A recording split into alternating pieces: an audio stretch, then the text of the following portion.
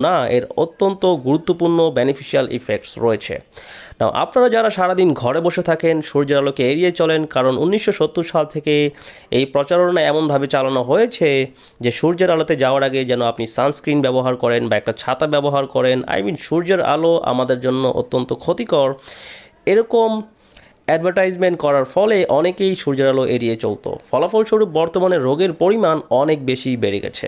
আর সূর্যের আলো শুধুমাত্র ভিটামিন ডি তৈরি করার জন্য না, এটি অনেক গুরুত্বপূর্ণ আপনার শরীরের মধ্যে ইনফ্লামেশন কমানোর জন্য। এটা যখন আপনার স্কিনকে হিট করে, এটা নাইট্রিক অক্সাইড প্রডিউস করে এবং আপনার কোষের যেই পাওয়ার জেনারেটর, যেটা শক্তি উৎপন্ন করে, আপনি যে খাবার গ্রহণ করছেন এই খাবারকে অ্যাডিনোসিন ট্রাইফসফেট মাইটোকন্ড্রিয়ার মধ্যে এটিপিতে রূপান্তর করতে প্রয়োজন সূর্যের আলো। এবং ভিটামিন ডি আপনার শরীরের মধ্যে সেল রিজেনারেশনের সাথে সম্পৃক্ত।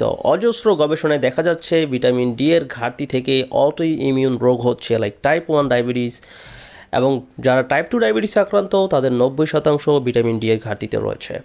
এছাড়াও নানাবিধ auto immune condition, allergies, psoriasis, নানাবিধ অটো ইমিউন ডিজিজ এর সাথে জড়িত। বর্তমানে নতুন সব রিসার্চে দেখা যাচ্ছে ভিটামিন ডি এর ঘাটতি আপনার শরীরে নানাবিধ ক্যান্সার হওয়ার ঝুঁকি বাড়িয়ে দেয়। লাইক সুইডিশ 2018 সালের সুইডিশ এক গবেষণায় দেখা যাচ্ছে যে ভিটামিন ডি এর ঘাটতি আপনার অকাল মৃত্যুর ঝুঁকি অতটাই বাড়িয়ে দেয়, যতটা আপনি সারাদিন সিগারেট খেলে আপনার মৃত্যু ঝুঁকি বাড়বে, ঠিক সেই পরিমাণ মৃত্যু ঝুঁকি বাড়বে যদি আপনি রোদের আলো এড়িয়ে চলেন। সো রোদের আলো আপনার জন্য খুব খুব গুরুত্বপূর্ণ। লাইক জাপানের করা 15 বছর দীর্ঘমেয়াদী একটি গবেষণায় তারা দেখতে পায় যে সকল মানুষের শরীরে ভিটামিন ডি এর ঘাটতি রয়েছে তাদের লিভার ক্যান্সার হওয়ার ঝুঁকি বেড়ে যায় এবং অল্প বয়সী মেয়েদের স্তন ক্যান্সার হওয়ার ঝুঁকি অনেক বেড়ে যায়। সো আপনি যদি দেখেন ভিটামিন ডি এর ঘাটতি গবেষণায় দেখা যাচ্ছে প্রায় 18 প্রকারের ক্যান্সার হওয়ার ঝুঁকি বাড়িয়ে দেয়।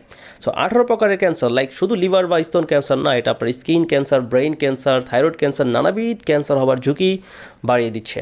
সো ভিটামিন ডি যদি আপনি সাপ্লিমেন্ট করেন এবং আপনার রক্তের মধ্যে এর পরিমাণ বাড়িয়ে রাখতে পারেন, সেটা আপনার জন্য পর্যাপ্ত নয়, কারণ ভিটামিন ডি এর সাপ্লিমেন্ট গ্রহণ করলেও সেটা আপনার শরীরের কোষে প্রবেশ করতে পারবে না উইদাউট ম্যাগনেসিয়াম। খুবই গুরুত্বপূর্ণ একটি মিনারেল যেটা আপনি বর্তমানে আমাদের খাবার থেকে হারিয়ে গেছে, এবং ম্যাক্সিমাম মানুষ, প্রায় 50%-এর বেশি মানুষ ম্যাগনেসিয়ামের মারাত্মক ঘাটতিতে রয়েছে, যার থেকে সারাক্ষণ দুর্বলতা এবং নানাবিধ রোগ দেখা দিচ্ছে, লাইক হার্টের রোগ, ডায়াবেটিস।